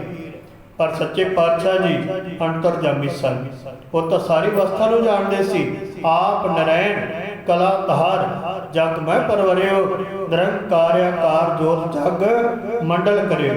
ਸੱਚੇ ਪਾਤਸ਼ਾਹ ਆਪ ਨਰੈਣ ਸੀ, ਆਪ ਕਾਲ ਪੁਰਖ ਦਾ ਰੂਪ ਸੀ। ਇਹ ਸਰੀਰ ਲੈ ਕੇ ਸੰਸਾਰ ਵਿੱਚ ਆਏ। ਸੱਚੇ ਪਾਤਸ਼ਾਹ ਜੀ ਮਸਜਿਦ ਵਿੱਚ ਚਲੇ ਗਏ ਹੈ। ਕਾਜੀ ਵੀ ਨਮਾਜ਼ ਪੜ੍ਹਦਾ ਹੈ, ਦੌਲਤ ਖਾਂ ਵੀ ਨਮਾਜ਼ ਪੜ੍ਹਦਾ ਹੈ, ਹੋਰ ਲੋਕ ਵੀ ਨਮਾਜ਼ ਪੜ੍ਹਦੇ ਪਏ ਹੈ, ਪਰ ਸੱਚੇ ਪਾਤਸ਼ਾਹ ਅਡੋਲ ਖੜੇ ਹੈ, ਨਮਾਜ਼ ਨਹੀਂ ਪੜ੍ਹਦੇ। ਕਾਜੀ ਨੇ ਤੱਕਿਆ ਕਿ ਸੱਚੇ ਪਾਤਸ਼ਾਹ ਨਮਾਜ਼ ਨਹੀਂ ਪੜ੍ਹਦੇ, ਨਮਾਜ਼ ਦਾ ਸਮਾਂ ਲੰਘਿਆ ਹੈ। ਕਹਿਣ ਲੱਗੇ ਨਾਨਕ ਤੂੰ ਸਾਨੂੰ ਮਖੌਲ ਕੀਤਾ ਹੈ, ਤੂੰ ਨਮਾਜ਼ ਸਾਡੇ ਨਾਲ ਨਹੀਂ ਪੜ੍ਹੀ, ਤੂੰ ਇਹ ਮਸਜਿਦ ਵਿੱਚ ਆ ਕੇ ਅਸੀਂ ਨਮਾਜ਼ ਪੜ੍ਹਦੇ ਸਾਂ, ਤੂੰ ਕੇਵਲ ਖੜਾ ਰਿਹਾ, ਇਹ ਤੂੰ ਸਾਡਾ ਨਰਾਦਰ ਕੀਤਾ ਹੈ। ਸੱਚੇ ਪਾਤਸ਼ਾਹ ਕਹਿਣ ਲੱਗੇ ਭਾਈ ਤੁਸੀਂ ਨਮਾਜ਼ ਨਹੀਂ ਪੜ੍ਹੀ। ਕਾਜੀ ਨੂੰ ਕਹਿਣ ਲੱਗੇ ਤੂੰ ਨਮਾਜ਼ ਪੜ੍ਹੀ ਨਹੀਂ। ਕਹਿਣ ਲੱਗਾ ਤੇਰੇ ਸਾਹਮਣੇ ਤੇ ਅੱਖਾਂ ਨੇ ਮੈਂ ਨਮਾਜ਼ ਪੜ੍ਹਦਾ ਰਿਹਾ, ਹੋਰ ਵੀ ਤਾਂ ਲੋਕ ਪੜ੍ਹਦੇ ਹੈ, ਇਸੇ ਤਰ੍ਹਾਂ ਮੈਂ ਵੀ ਨਮਾਜ਼ ਪੜ੍ਹਦਾ ਰਿਹਾ। ਪਰ ਸੱਚੇ ਪਾਤਸ਼ਾਹ ਕਹਿਣ ਲੱਗੇ ਨਮਾਜ਼ ਕੇਵਲ ਤੇਰਾ ਸਰੀਰ ਪੜ੍ਹਦਾ ਸੀ, ਤੇਰਾ ਮਨ ਇੱਥੇ ਨਹੀਂ ਸੀ। ਕਹਿਣ ਲੱਗਾ ਮੇਰਾ ਮਨ ਕਿੱਥੇ ਸੀ? ਸੱਚੇ ਪਾਤਸ਼ਾਹ ਕਹਿਣ ਲੱਗੇ ਤੇਰਾ ਮਨ ਤੇ ਆਪਣੇ ਘਰ ਵਿੱਚ ਗਿਆ ਹੋਇਆ ਸੀ, ਘਰ ਵਿੱਚ ਘੋੜੀ ਸੂਈ ਹੈ, ਬਸ਼ੇਰਾ ਕਿਤੇ ਟੋਏ ਵਿੱਚ ਨਾ ਡਿੱਗ ਪਵੇ, ਤੂੰ ਤੇ ਉਹਦੀ ਰਾਖੀ ਕਰਦਾ ਪਿਆ ਸੀ ਮਨ ਕਰਕੇ, ਤੂੰ ਤਾਂ ਮਸਜਿਦ ਵਿੱਚ ਹੈ ਨਹੀਂ ਸੀ, ਕੇਵਲ ਤੇਰਾ ਸਰੀਰ ਸੀ। ਕਾਜੀ ਸ਼ਰਮਿੰਦਾ ਹੋ ਗਿਆ, ਕਹਿਣ ਲੱਗਾ ਇਹ ਸੱਚ ਹੈ, ਮੈਂ ਹੈ ਤਾਂ ਘਰ ਵਿੱਚ ਹੀ ਸੀ, ਮੇਰੀ ਘੋੜੀ ਬੜੀ ਕੀਮਤੀ, ਉਸਨੇ ਬਸ਼ੇਰਾ ਦਿੱਤਾ ਕਿਤੇ ਉਹ ਟੋਏ ਵਿੱਚ ਨਾ ਡਿੱਗ ਪਵੇ, ਇਹ ਮੇਰਾ ਮਨ ਜਿਹੜਾ ਉੱਥੇ ਹੀ ਦੌੜਦਾ ਪਿਆ ਸੀ। ਦੌਲਤ ਖਾਂ ਕਹਿਣ ਲੱਗਾ ਜੇ ਕਾਜੀ ਇੱਥੇ ਨਹੀਂ ਸੀ ਤੇ ਤੁਸੀਂ ਨਮਾਜ਼ ਮੇਰੇ ਨਾਲ ਪੜ੍ਹ ਲੈਂਦੇ, ਮੈਂ ਵੀ ਤਾਂ ਨਮਾਜ਼ ਪੜ੍ਹਦਾ ਪਿਆ ਸਾਂ। ਸੱਚੇ ਪਾਤਸ਼ਾਹ ਕਹਿਣ ਲੱਗੇ ਤੂੰ ਕਿਹੜਾ ਦੌਲਤ ਖਾਂ ਇੱਥੇ ਸੀ, ਤੂੰ ਤੇ ਕਾਬਲ ਕਧਾਰ ਪਸ਼ੌਰ ਵਿੱਚ ਪਹੁੰਚਿਆ ਹੋਇਆ ਸੀ, ਚੰਗੇ ਘੋੜੇ ਨਸਲਾਂ ਦੇ ਖਰੀਦਦਾ ਫਿਰਦਾ ਸੀ, ਤੂੰ ਕਿਹੜਾ ਇੱਥੇ ਸੀ। ਦੌਲਤ ਖਾਂ ਨੇ ਜਦੋਂ ਇਹ ਬਚਨ ਸੁਣਿਆ ਪਿਆਰਿਓ, ਸੱਚੇ ਪਾਤਸ਼ਾਹ ਦੇ ਰਸਨਾਂ ਤੋਂ ਨਿਕਲਿਆ ਹੋਇਆ ਬਚਨ ਦੌਲਤ ਖਾਂ ਦੇ ਹਿਰਦੇ ਨੂੰ ਤੀਰ ਦੇ ਵਾਂਗੂ ਵੱਜਿਆ। ਉਹਨੂੰ ਆਪਣੇ ਹੱਥਾਂ ਪੈਰਾਂ ਨਹੀਂ ਪਈ। ਕਹਿਣ ਲੱਗਾ ਕਿ ਮੇਰੇ ਅੰਦਰ ਦੀ ਗੱਲ ਇਹ ਸ੍ਰਿਸ਼ਟੀ ਦਾ ਮਾਲਕ ਲੱਗਦਾ ਹੈ, ਇਹ ਤਾਂ ਕੋਈ ਪੁੱਜੀ ਹੋਈ ਆਤਮਾ ਹੈ, ਇਹ ਤਾਂ ਕੋਈ ਰੱਬੀ ਰੂਹ ਹੈ ਜਿਹਨੇ ਮੇਰੇ ਅੰਦਰਲੀ ਗੱਲ ਮੇਰੀ ਵੀ ਬੁੱਝ ਲਈ। ਪਿਆਰਿਓ ਦੌਲਤ ਖਾਂ ਹੱਥ ਜੁੜ ਗਏ, ਸਤਿਗੁਰ ਦੇ ਚਰਨਾਂ ਤੇ ਸੀਸ ਝੁਕਾ ਦਿੱਤਾ। ਕਹਿਣ ਲੱਗਾ ਤੂੰ ਤੇ ਵਾਕਿਆ ਹੀ ਮੁਰਸ਼ਦ ਹੈ, ਤੂੰ ਤੇ ਸਾਰੀ ਸ੍ਰਿਸ਼ਟੀ ਦਾ ਮਾਲਕ ਹੈ, ਤੈਨੂੰ ਹਰ ਜੀਵ ਦਾ ਪਤਾ ਹੈ ਕੋਈ ਜੀਵ ਕਿੱਥੇ ਕੀ ਕਰ ਰਿਹਾ ਹੈ। ਸੱਚੇ ਪਾਤਸ਼ਾਹ ਸਾਨੂੰ ਮਾਫ ਕਰ ਦਿਓ, ਆਪਣੇ ਸਿੱਖ ਬਣਾ ਲਓ। ਸੱਚੇ ਪਾਤਸ਼ਾਹ ਦਾ ਸਿੱਖ ਬਣ ਗਿਆ ਦੌਲਤ ਖਾਂ, ਉਹ ਕਾਜੀ ਵੀ, ਤੇ ਸਾਨੂੰ ਉਪਦੇਸ਼ ਦਿਓ ਅਸੀਂ ਨਮਾਜ਼ ਕਿਸ ਤਰ੍ਹਾਂ ਪੜ੍ਹੀਏ।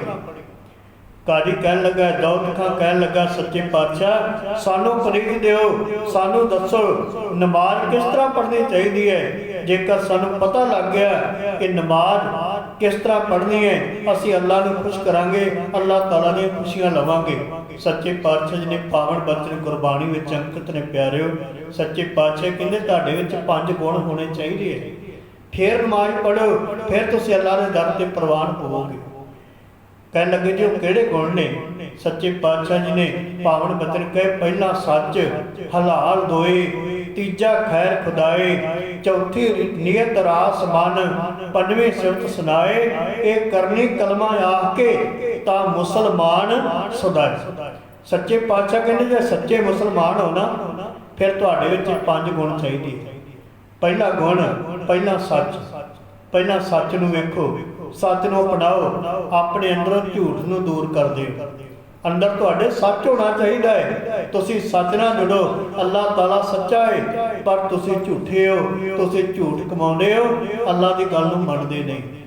ਦੂਸਰਾ ਹਲਾਲ, ਕਿਸੇ ਦੇ ਨਾਲ ਧੱਕਾ ਕਰਕੇ ਖਾਣਾ, ਕਿਸੇ ਦਾ ਖੋਹ ਕੇ ਖਾਣਾ, ਕਿਸੇ ਦਾ ਹੱਕ ਹਰਾਮ ਕਰਨਾ, ਕਹਿੰਦੇ ਇਹ ਮੁਸਲਮਾਨ ਨੂੰ ਨਹੀਂ ਭਾਉਂਦਾ, ਇਹ ਅੱਲਾਹ ਤਾਲਾ ਨੂੰ ਨਹੀਂ ਭਾਉਂਦਾ, ਇਸ ਵਾਸਤੇ ਇਹਨੂੰ ਛੱਡੋ।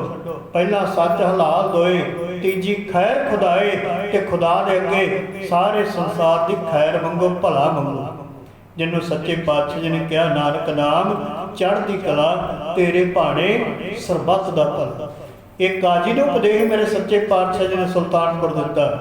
ਪਿਆਰਿਓ ਕਹਿੰਦੇ ਸਾਰੇ ਸੰਸਾਰ ਦਾ ਭਲਾ ਮੰਗੋ, ਸਾਰੇ ਜੀਵਾਂ ਦਾ ਭਲਾ ਮੰਗੋ, ਤੇ ਤੁਹਾਡਾ ਵੀ ਭਲਾ ਹੋਵੇਗਾ। ਪਹਿਲਾ ਸੱਚ ਹਲਾਲ ਦੋਏ, ਤੀਜੀ ਖੈਰ ਖੁਦਾਏ, ਚੌਥੀ ਨੀਅਤ ਰਾਸ ਮਨ।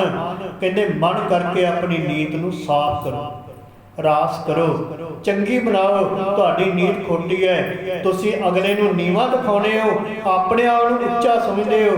ਇਸ ਵਾਸਤੇ ਇਹ ਖੁਦਾ ਦੇ ਦਰ ਤੇ ਪ੍ਰਵਾਨ ਨਹੀਂ। ਇਸ ਤਰ੍ਹਾਂ ਤੁਸੀਂ ਜਿੰਨੀਆਂ ਮਰਜ਼ੀ ਨਮਾਜ਼ਾਂ ਪੜ੍ਹ ਲਓ, ਜਿੰਨਾ ਕੁਝ ਮਰਜ਼ੀ ਕਰ ਲਓ, ਖੁਦਾ ਦੇ ਦਰ ਤੇ ਪ੍ਰਵਾਨ ਨਹੀਂ ਹੋਵੋਗੇ। ਜਿੰਨਾ ਚਿਰ ਤੁਹਾਡੇ ਵਿੱਚ ਇਹ ਗੁਣ ਨਹੀਂ ਆਉਂਦੇ, ਜਿੰਨਾ ਚਿਰ ਤੁਸੀਂ ਮਨ ਨੂੰ ਸਾਫ਼ ਨਹੀਂ ਕਰਦੇ, ਆਪਣੀ ਨੀਅਤ ਨੂੰ ਸਾਫ਼ ਨਹੀਂ ਕਰਦੇ, ਉਹਨਾਂ ਚਿਰ ਤੁਹਾਡੀ ਜਿਹੜੀ ਨਮਾਜ਼ ਹੈ ਇਹ ਖੁਦਾ ਦੇ ਦਰ ਤੇ ਪ੍ਰਵਾਨ ਨਹੀਂ ਹੋਵੇਗੀ। ਚੌਥੀ ਨੀਅਤ ਰਾਸ ਮਨ, ਪੰਜਵੇਂ ਸਿਫਤ ਸੁਨਾਏ। ਕਹਿੰਦੇ ਫਿਰ ਪੰਜਵੀਂ ਹੈ ਗੱਲ, ਉਹ ਖੁਦਾ ਦੇ ਅੱਗੇ ਖੁਦਾ ਦੀ ਸਿਫਤ ਕਰੋ, ਖੁਦਾ ਦੇ ਦਰ ਤੇ ਜਾ ਕੇ ਖੁਦਾ ਦੀ ਸਿਫਤ ਕਰੋ, ਕਿਸੇ ਇਨਸਾਨ ਦੀ ਸਿਫਤ ਨਾ ਕਰੋ। ਤੁਸੀਂ ਤੇ ਹਰ ਇਨਸਾਨ ਦੇ ਚਮਚਾਗਰੀ ਕਰਕੇ, ਹਰ ਇਨਸਾਨ ਦੇ ਪੈਰੋਕਾਰ ਬਣ ਕੇ ਤਕੜੇ ਨੂੰ ਚੰਗਾ ਕਹਿੰਦੇ ਹੋ, ਮਾੜੇ ਨੂੰ ਦਬਾਈ ਜਾ ਰਹੇ ਹੋ, ਤੇ ਚੰਗੇ ਦੇ ਨਾਲ ਜੁੜਦੇ ਹੋ, ਤਕੜੇ ਦੇ ਸਾਥੀ ਬਣਦੇ ਹੋ, ਕਦੀ ਗਰੀਬ ਦੀ ਹਾਮੀ ਨਹੀਂ ਭਰਦੇ। ਇਸ ਵਾਸਤੇ ਤੁਸੀਂ ਖੁਦਾ ਦੇ ਦਰ ਤੇ ਪ੍ਰਵਾਨ ਨਹੀਂ। ਪਹਿਲਾਂ ਇਹਨਾਂ ਚੀਜ਼ਾਂ ਦੇ ਵਿੱਚੋਂ ਬਾਹਰ ਆਓ, ਇਹਨਾਂ ਗੱਲਾਂ ਦੇ ਵਿੱਚੋਂ ਬਾਹਰ ਆਓ, ਆਪਣੇ ਅੰਦਰ 5 ਗੁਣ ਪੈਦਾ ਕਰੋ, ਤੇ ਫਿਰ ਤੁਸੀਂ ਸੱਚੇ ਨਮਾਜ਼ੀ ਬਣੋਗੇ, ਸੱਚੇ ਮੁਸਲਮਾਨ ਬਣੋਗੇ। ਪਿਆਰਿਓ ਇਹ 5 ਗੱਲਾਂ ਫਿਰ ਦੌਲਤ ਖਾਂ ਤੇ ਉਸ ਕਾਜੀ ਨੇ ਪਿਆਰਿਓ ਧਾਰਨ ਕੀਤੀਆਂ, ਤੇ ਸੱਚੇ ਪਾਤਸ਼ਾਹ ਦੇ ਉਪਦੇਸ਼ ਨੂੰ ਮੰਨਿਆ। ਸੱਚੇ ਪਾਤਸ਼ਾਹ ਜੀ ਨੇ ਉਪਦੇਸ਼ ਦਿੱਤਾ ਹੈ। ਪਿਆਰਿਓ ਬੇਅੰਤ ਸੰਗਤਾਂ ਸਤਿਗੁਰ ਦੇ ਨਾਲ ਜੁੜਦੀਆਂ ਨੇ। ਸੱਚੇ ਪਾਤਸ਼ਾਹ ਜੀ ਰੋਜ਼ਾਨਾ ਦੀ ਤਰ੍ਹਾਂ ਇਸ਼ਨਾਨ ਕਰਦੇ ਹੈ, ਨਿਤਨੇਮ ਕਰਦੇ ਹੈ, ਸਿਮਰਨ ਕਰਦੇ ਹੈ। ਜਦੋਂ ਇਹ ਰੌਲਾ ਸੁਲਤਾਨਪੁਰ ਵਿੱਚ ਪਿਆ ਹੈ ਕਿ ਸੱਚੇ ਪਾਤਸ਼ਾਹ ਜੀ ਮਹੀ ਨਦੀ ਵਿੱਚ ਡੁੱਬੀ ਲਾਈ, ਇਹ ਗੱਲ ਰਾਏ ਭੋਜ ਦੀ ਤਲਵੰਡੀ ਵੀ ਪਹੁੰਚੀ। ਪਿਆਰਿਓ ਜਦੋਂ ਰਾਏ ਭੋਜ ਦੀ ਤਲਵੰਡੀ ਮਾਤਾ ਪਿਤਾ ਨੂੰ ਪਤਾ ਲੱਗਾ ਨਾ, ਕਿਉਂਕਿ ਮਾਤਾ ਪਿਤਾ ਸੰਸਾਰ ਪੱਖ ਲੈ ਗਏ। ਹਰ ਮਾਂ ਬਾਪ ਆਪਣੇ ਪੁੱਤਰ ਦੀ ਖੈਰ ਚਾਹੁੰਦਾ ਹੈ, ਹਰ ਮਾਂ ਬਾਪ ਆਪਣੇ ਪੁੱਤਰ ਨੂੰ ਖੁਸ਼ ਦੇਖਣਾ ਚਾਹੁੰਦਾ ਹੈ, ਤੰਦਰੁਸਤ ਦੇਖਣਾ ਚਾਹੁੰਦਾ ਹੈ। ਹਰ ਮਾਂ ਬਾਪ ਦੀ ਖੁਆਇਸ਼ ਹੋਇਆ ਕਰਦੀ। ਮਾਂ ਬਾਪ ਨੇ ਭਾਈ ਮਰਦਾਨਾ ਜੀ ਨੂੰ ਸੱਦਿਆ, ਜੋ ਬਚਪਨ ਦੇ ਸਾਥੀ ਸਨ ਸੱਚੇ ਪਾਤਸ਼ਾਹ ਜੀ, ਜਿਹੜੇ ਰਾਏ ਭੋਜ ਦੇ ਤਲਵੰਡੀ ਵੀ ਭਾਈ ਮਰਦਾਨਾ ਜੀ ਸੱਚੇ ਪਾਤਸ਼ਾਹ ਜੀ ਦੇ ਨਾਲ ਉਹਨਾਂ ਗਲੀਆਂ ਦੇ ਵਿੱਚ ਖੇਡਦੇ ਰਹੇ, ਕਿਉਂਕਿ ਜਿਨ੍ਹਾਂ ਦਾ ਨਾਮ ਵੀ ਮੇਰੇ ਸੱਚੇ ਪਾਤਸ਼ਾਹ ਜੀ ਨੇ ਆਪਣੀ ਰਸਨਾ ਤੋਂ ਰੱਖਿਆ ਸੀ। ਭਾਈ ਮਰਦਾਨਾ ਜੀ ਦੇ ਮਾਤਾ ਦਾ ਨਾਮ ਸੀ ਸੁੱਗੀ, ਸੁੱਕੀ ਦੇ ਘਰ ਦੇ ਵਿੱਚ ਇਸ ਤੋਂ ਪਹਿਲਾਂ 5 ਪੁੱਤਰ ਪੈਦਾ ਹੋਏ, ਜਿਹੜੇ ਥੋੜੇ ਸਮੇਂ ਦੇ ਹੋ ਕੇ ਪਿਆਰੇ ਸੰਸਾਰ ਵਿੱਚ ਨਹੀਂ ਰਹੇ, ਉਹ ਰੱਬ ਨੂੰ ਪਿਆਰੇ ਹੋ ਜਾਂਦੇ ਰਹੇ। ਜਿਸ ਦਿਨ ਭਾਈ ਮਰਦਾਨਾ ਜੀ ਦਾ ਜਨਮ ਹੋਇਆ ਤੇ ਮਾਂ ਸੁੱਕੀ ਨੇ ਭਾਈ ਮਰਦਾਨਾ ਜੀ ਦਾ ਨਾਂ ਰੱਖਿਆ ਮਰਦਾ, ਕਿਉਂਕਿ ਮਰ ਜਾਣਾ ਨਾਂ ਰੱਖ ਦਿੱਤਾ ਕਿ ਇਹਨੇ ਕਿਹੜਾ ਮੇਰੇ ਕੋਲ ਰਹਿਣਾ ਹੈ, ਇਹਨੇ ਵੀ ਤਾਂ ਮਾਰੇ ਜਾਣਾ, ਦੇ ਪਹਿਲੇ ਮੇਰੇ 4-5 ਪੁੱਤਰ ਮਰ ਗਏ ਹੈ ਤੇ ਇਹਨੇ ਕਿਹੜਾ ਰਹਿਣਾ ਹੈ, ਉਹਦਾ ਨਾਂ ਹੀ ਮਰ ਜਾਣਾ ਰੱਖ ਦਿੱਤਾ। ਮਾਂ ਸੁੱਕੀ ਬੜੇ ਵਿਰਾਗ ਵਿੱਚ ਰਹਿੰਦੀ ਹੈ। ਭਾਈ ਮਰਦਾਨਾ ਜੀ ਧੰਨ ਗੁਰੂ ਨਾਨਕ ਪਾਤਸ਼ਾਹ ਜੀ ਨਾਲ ਖੇਡਣ ਵਾਸਤੇ ਗਏ, ਮਾਂ ਨੇ ਘਰੋਂ ਆਵਾਜ਼ ਮਾਰੀ, ਮਰ ਜਾਣਿਆ ਘਰ ਆ ਜਾ। ਧੰਨ ਗੁਰੂ ਨਾਨਕ ਪਾਤਸ਼ਾਹ ਜੀ ਦੇ ਪਾਵਨ ਕੰਨਾਂ ਨੇ ਇਹ ਆਵਾਜ਼ ਨੂੰ ਸੁਣਿਆ ਤੇ ਸੱਚੇ ਪਾਤਸ਼ਾਹ ਕਹਿਣ ਲੱਗੇ, ਮਾਂ ਇਹ ਮੇਰਾ ਬਚਪਨ ਦਾ ਸਾਥੀ ਹੈ, ਮੇਰਾ ਦੋਸਤ ਹੈ, ਤੂੰ ਇਹਨੂੰ ਮਰ ਜਾਣਾ ਕਿਉਂ ਕਿਹਾ? ਮਾਂ ਸੁੱਕੀ ਦੀਆਂ ਅੱਖਾਂ ਵਿੱਚ ਜਾਲ ਆ ਗਿਆ, ਪਿਆਰਿਓ ਕਲੇਜਾ ਫੁੱਟ ਗਿਆ, ਅੰਦਰੋਂ ਦੁੱਖ ਜ਼ਾਹਰ ਹੋ ਗਿਆ। ਕਹਿਣ ਲੱਗੀ, ਬਾਬਾ ਕੀ ਦੱਸਾਂ, ਇਸ ਤੋਂ ਪਹਿਲਾਂ ਮੇਰੇ 5 ਪੁੱਤਰ ਵੀ ਤਾਂ ਮਰ ਗਏ, ਉਹ ਸਾਰਾ ਮੈਂ ਦੁੱਖ ਆਪਣੇ ਵਿੱਚ ਸਮੋਇਆ ਹੈ। ਹੁਣ ਇਹ ਪੁੱਤਰ ਦਿੱਤਾ ਹੈ ਰੱਬ ਨੇ, ਖੁਦਾ ਨੇ ਹੀ ਪੁੱਤਰ ਦਿੱਤਾ ਹੈ, ਮੈਨੂੰ ਯਕੀਨ ਹੈ ਰਹਿਣਾ ਇਹਨੇ ਵੀ ਨਹੀਂ। ਮੈਂ ਇਸ ਵਾਸਤੇ ਆਪਣੇ ਮਨ ਨੂੰ ਢੱਕਣ ਵਾਸਤੇ, ਉਸ ਦੁੱਖ ਨੂੰ ਸਮੋਣ ਵਾਸਤੇ ਮੈਂ ਇਹਦਾ ਨਾਂ ਹੀ ਮਰ ਜਾਣਾ ਰੱਖਣਾ। ਸੱਚੇ ਪਾਤਸ਼ਾਹ ਕਹਿਣ ਲੱਗੇ, ਮਾਂ ਅੱਜ ਤੂੰ ਇਹ ਮਰਦਾ ਨਾ, ਇਹ ਤੇ ਮਰਦਾਨਾ ਹੈ, ਇਹਨੇ ਤੇ ਦੁਨੀਆ ਨੂੰ ਉਤਾਰਨਾ ਹੈ, ਇਹਦੇ ਹੱਥੋਂ ਸਾਥ ਵੱਜਣੇ ਨੇ, ਇਹਨੇ ਕੀਰਤਨ ਕਰਨਾ ਹੈ, ਇਹਨੇ ਸਾਡਾ ਸਾਥ ਦੇਣਾ ਹੈ। ਮਾਂ ਅੱਜ ਤੋਂ ਬਾਅਦ ਇਹਨੂੰ ਮਰ ਜਾਣਾ ਨਾ ਆਖੀ, ਕਦੀ ਵੀ ਮਰ ਜਾਣਾ ਨਾ ਆਖੀ। ਇਹ ਤੇਰੇ ਮਾਂ ਪੁੱਤਰ ਦਾ ਨਾਂ ਦੁਨੀਆ ਦੇ ਵਿੱਚ ਰੋਸ਼ਨ ਹੋਵੇਗਾ ਤੇ ਤੇਰਾ ਨਾਮ ਹੀ ਰੋਸ਼ਨ ਹੋਵੇਗਾ। ਇਹ ਬਚਪਨ ਦੇ ਵਿੱਚ ਮੇਰੇ ਬਾਬੇ ਨੇ ਭਾਈ ਮਰਦਾਨਾ ਜੀ ਨੂੰ ਬਚਨ ਕੀਤੇ ਪਿਆਰਿਓ, ਉਸ ਮਾਂ ਦੇ ਸਾਰੇ ਦੁੱਖ ਨੂੰ ਦੂਰ ਕੀਤਾ। ਮਾਂ ਅੰਦਰ ਨੂੰ ਬਹੁਤ ਦੁਖੀ ਸੀ, ਸੱਚੇ ਪਾਤਸ਼ਾਹ ਨੇ ਸ਼ਾਂਤੀ ਮਾਂ ਸੁੱਕੀ ਨੂੰ ਬਖਸ਼ਿਸ਼ ਕੀਤੀ ਪਿਆਰਿਓ। ਭਾਈ ਮਰਦਾਨਾ ਜੀ ਜਿਨ੍ਹਾਂ ਦਾ ਬਹੁਤ ਜ਼ਿਆਦਾ ਥਾ ਪਿਆਰ ਹੈ ਮੇਰੇ ਬਾਬੇ ਦੇ ਨਾਲ, ਮਹਿਤਾ ਕਲਿਆਣ ਦਾਸ ਜੀ, ਮਾਂ ਤ੍ਰਿਪਤਾ ਜੀ ਨੇ ਸੱਦਿਆ ਹੈ, ਮਰਦਾਨਿਆਂ ਤੇਰੇ ਬੜੇ ਲਾਗੇ ਹੈ ਸਾਡਾ ਪੁੱਤਰ, ਤੇਰੇ ਨਾਲ ਪਿਆਰ ਬੜਾ ਹੈ, ਕੁਝ ਇੱਦਾਂ ਦੀਆਂ ਗੱਲਾਂ ਸੁਣੀਆਂ ਹੈ, ਕੋਈ ਖਬਰਾਂ ਸੁਣੀਆਂ ਨੇ, ਕਿਸੇ ਨੇ ਦੱਸਿਆ ਹੈ ਤੇ ਤੂੰ ਜਾ ਸੁਲਤਾਨਪੁਰ ਜਾ ਕੇ ਪਤਾ ਲੈ ਕੇ ਆ, ਸਾਡਾ ਨਾਨਕ ਠੀਕ ਹੈ, ਸਹੀ ਸਲਾਮਤ ਹੈ, ਤੇ ਆ ਕੇ ਸਾਨੂੰ ਦੱਸ। ਭਾਈ ਮਰਦਾਨਾ ਜੀ ਮਹਿਤਾ ਜੀ ਤੋਂ ਆਗਿਆ ਲੈ ਕੇ ਮਾਂ ਤ੍ਰਿਪਤਾ ਜੀ ਦੇ ਦਰਸ਼ਨ ਚਰਨਾਂ ਤੇ ਮੱਥਾ ਟੇਕ ਕੇ ਪਿਆਰੇ ਸੁਲਤਾਨਪੁਰ ਆਉਂਦੇ ਹੈ। ਸੁਲਤਾਨਪੁਰ ਪਹੁੰਚਦੇ ਹੈ, ਮੇਰੇ ਬਾਬੇ ਨੂੰ ਮਿਲਦੇ ਹੈ, ਬਾਬੇ ਨੂੰ ਮਿਲ ਕੇ ਸਾਰਾ ਹਾਲ ਚਾਲ ਮਾਤਾ ਪਿਤਾ ਦਾ ਪੁੱਛਦੇ ਆ। ਸੱਚੇ ਪਾਤਸ਼ਾਹ, ਮਰਦਾਨਿਆਂ ਤੂੰ ਤਲਵੰਡੀ ਤੋਂ ਆਇਆ ਹੈ, ਸਾਡੇ ਮਾਤਾ ਪਿਤਾ ਦਾ ਹਾਲ ਦੱਸ, ਰਾਏ ਬਲਾਰ ਦਾ ਹਾਲ ਦੱਸ, ਕਿਉਂਕਿ ਰਾਏ ਬਲਾਰ ਦਾ ਵੀ ਬੜਾ ਪਿਆਰ ਸੀ ਮੇਰੇ ਗੁਰੂ ਨਾਨਕ ਪਾਤਸ਼ਾਹ ਦੇ ਨਾਲ ਪਿਆਰਿਓ। ਭਾਈ ਮਰਦਾਨਾ ਜੀ ਨੇ ਇਹ ਸਾਰੀ ਰਾਏਪੁਰ ਤਲਵੰਡੀ ਦੀ ਵਿਥਿਆ ਖਬਰਸਾਰ ਸੱਚੇ ਪਾਤਸ਼ਾਹ ਨੂੰ ਦਿੱਤੀ ਹੈ। ਸੱਚੇ ਪਾਤਸ਼ਾਹ ਬੜੇ ਖੁਸ਼ ਹੋਏ ਤੇ ਸਾਰੀਆਂ ਖੁਸ਼ੀਆਂ ਭਾਈ ਮਰਦਾਨਾ ਜੀ ਨੂੰ ਬਖਸ਼ਿਸ਼ ਕੀਤੀਆਂ। ਮਰਦਾਨਿਆਂ ਤੂੰ ਬੜੇ ਚਿਰ ਬਾਅਦ ਮਿਲਿਆ ਹੈ, ਸੁਲਤਾਨਪੁਰ ਆਇਆ ਹੈ, ਹੁਣ ਤੂੰ ਸਾਡੇ ਕੋਲ ਰਵੇਂਗਾ। ਮਰਦਾਨਾ ਕਹਿਣ ਲੱਗਾ, ਸੱਚੇ ਪਾਤਸ਼ਾਹ ਤੁਹਾਨੂੰ ਛੱਡ ਕੇ ਜਾਣ ਨੂੰ ਹੁਣ ਮੇਰਾ ਦਿਲ ਵੀ ਨਹੀਂ ਕਰਦਾ, ਮੈਂ ਤਾਂ ਸਦਾ ਤੁਹਾਡੇ ਕੋਲ ਹੀ ਰਵਾਂਗਾ। ਸੱਚੇ ਪਾਤਸ਼ਾਹ ਕਹਿਣ ਲੱਗੇ, ਮਰਦਾਨਿਆਂ ਸਾਡੇ ਨਾਲ ਭੁੱਖਾਂ ਤੇਹਾਂ ਬਹੁਤ ਝੱਲਣੀਆਂ ਪੈਣੀਆਂ, ਕਸ਼ਟ ਬੜੇ ਆਉਣੇ ਹੈ। ਕਹਿਣ ਲੱਗੇ, ਸੱਚੇ ਪਾਤਸ਼ਾਹ ਮੈਂ ਸਾਰੇ ਕਸ਼ਟ ਝੱਲ ਲਵਾਂਗਾ, ਪਰ ਤੁਹਾਡਾ ਵਿਛੋੜਾ ਉਹਨਾਂ ਕਸ਼ਟਾਂ ਤੋਂ ਵੀ ਗਹਿਰਾ ਹੈ, ਤੁਹਾਡਾ ਵਿਛੋੜਾ ਨਹੀਂ ਝੱਲ ਸਕਦਾ। ਤੁਹਾਡੇ ਨਾਲ ਰਹਿ ਕੇ ਭੁੱਖਾਂ ਤੇਹਾਂ ਝੱਲ ਲਵਾਂਗਾ, ਸਾਰੇ ਕਸ਼ਟ ਝੱਲਾਂਗਾ, ਰਾਤ ਦਿਨ ਤੁਹਾਡੇ ਨਾਲ ਰਵਾਂਗਾ, ਤੁਹਾਡਾ ਬਚਨ ਮੰਨਾਂਗਾ। ਸੱਚੇ ਪਾਤਸ਼ਾਹ ਮੈਨੂੰ ਆਪਣੇ ਨਾਲ ਰੱਖ ਲਓ। ਯਾਦ ਰਹੇ ਪਿਆਰਿਓ, ਭਾਈ ਮਰਦਾਨਾ ਜੀ ਨੇ 52 ਸਾਲ ਸੱਚੇ ਪਾਤਸ਼ਾਹ ਨਾਲ ਕੀਰਤਨ ਕੀਤਾ। 52 ਸਾਲ ਥੋੜੇ ਨਹੀਂ ਹੋਣੇ, ਕੋਈ ਭੇਟਾ ਤਾਂ ਨਹੀਂ ਨਾ ਲੈ, ਨਾਲ ਚੱਲ ਕੇ ਸੱਚੇ ਪਾਤਸ਼ਾਹ ਜੀ ਨੇ ਕੀਰਤਨ ਕੀਤਾ, ਕਿਸੇ ਬਿਨਾਂ ਕਿਸੇ ਲਾਲਚ ਤੋਂ, ਬਿਨਾਂ ਕਿਸੇ ਕਾਰਨ ਤੋਂ, ਕਾਹਦੇ ਵਸ ਪੈ ਕੇ ਪ੍ਰੇਮ ਦੇ ਵਿੱਚ ਭਿੱਜ ਕੇ ਮੇਰੇ ਬਾਬੇ ਦੇ ਨਾਲ ਪ੍ਰੇਮ ਹੈ ਪਿਆ ਬਣੇ।